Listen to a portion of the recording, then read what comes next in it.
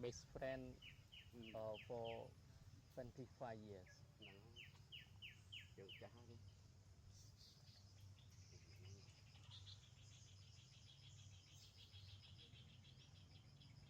thu lại đi để được sáng thở ra thu thu lại đi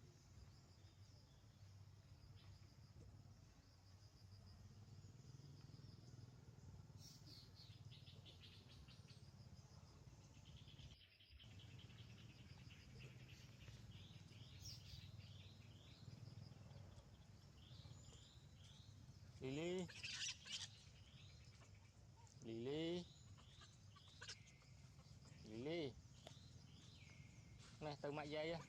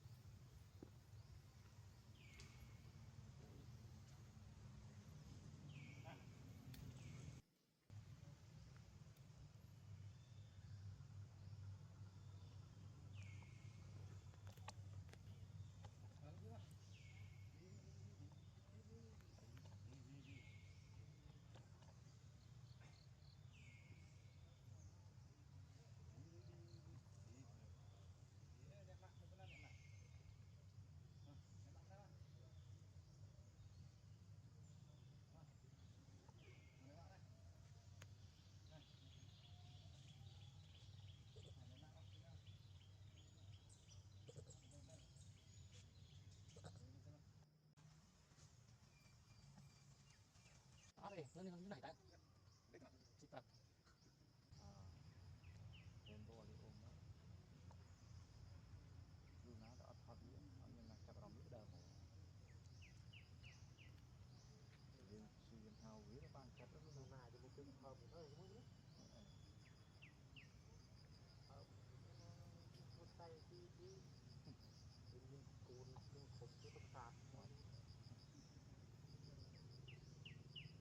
nó chết con thôi nó phát chết người chết đấy thì mình chết đó bạn ấy kìa ban ngày nó mặt tức đấy thì chưa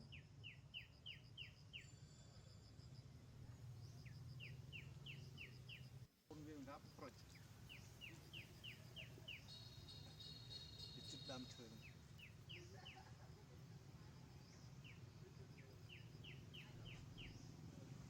Chị sắt đúng không? còn mà ngày sao nó mua cái sắm mấy Vì nó đi nó mới sắt đi. Nên nè. cái đây như là diện đấy đây như là hốt em mà còn là you đâu lên khai rồi Sắt. làm Làmណា đấy một màn ngày ở sư riêng sri sla អត់ទេនៅនេះឡើងយូរណាស់ហើយតើ cái đây thế nào chứ ជិះប្រាប់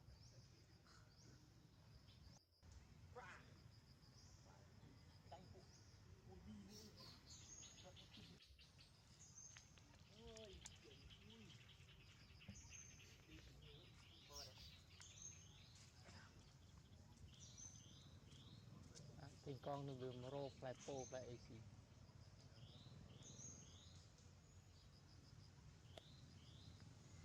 វាដើរមើលតាមរន្ធមើលកូនសัตว์សัตว์ផ្សេងសัตว์អី kiểu xì xì tôi nên là con của trọ ấy nên con ấy trâu bao giờ đâu con quên cùi ấy rồng sắt lá phun sắt phình bạch con đấy thế là làm em đấy rồi quên là vì ăn chậm mòn thoát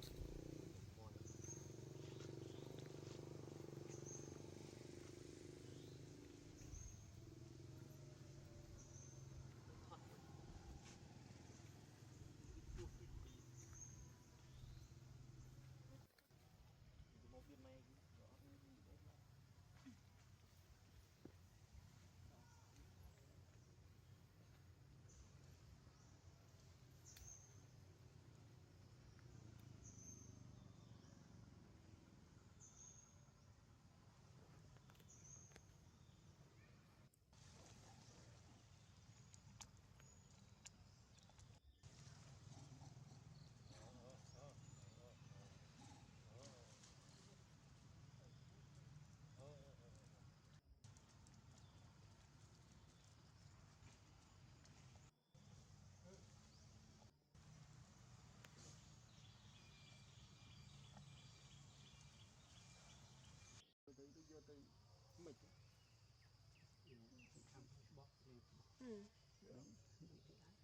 chắc cũng chưa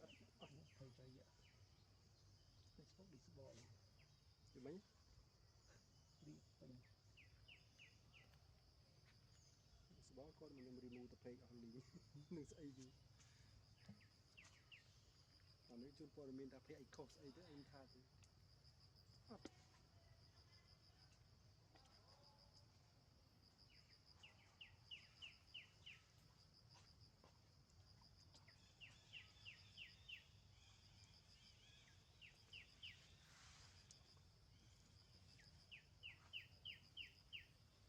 đi tới rút để ở cái chỗ giờ rồi lại rồi mình lại thắng lại rồi lại đây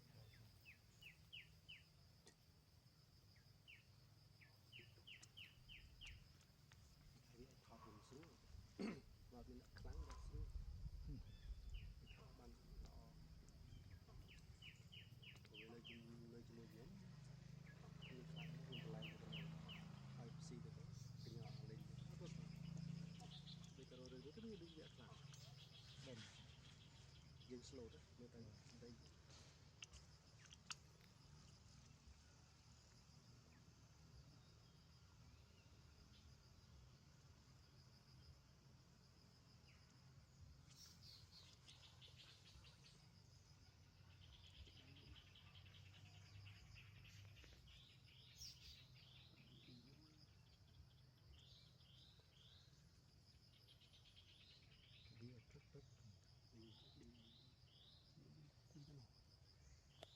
bia rất rất đi